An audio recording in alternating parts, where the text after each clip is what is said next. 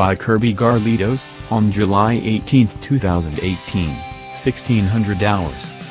The Porsche Macan has been in our lives since 2014, and it's proven to be a wallop for the German automaker.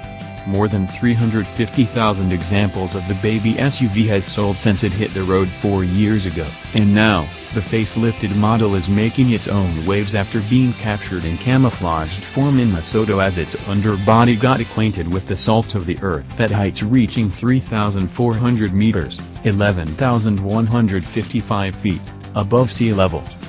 Porsche describes the Macan as a sports car masquerading as a compact SUV, and it's easy to see why the description fits it to a T.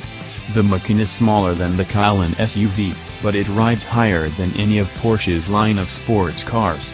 That two-hit combo puts in the sweet spot that we refer to these days as the crossover segment.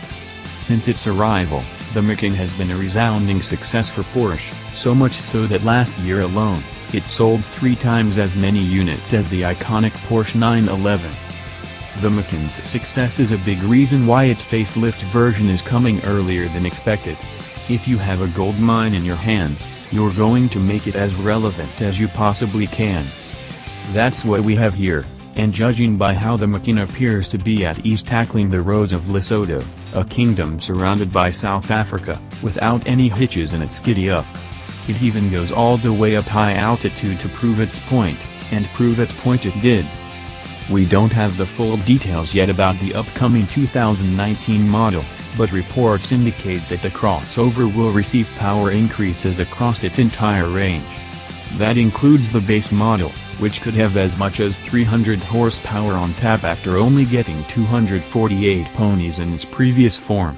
The hotter Macan S is also getting a jolt of extra juice amounting to 20 extra horsepower. That could put its total up to 355 horses.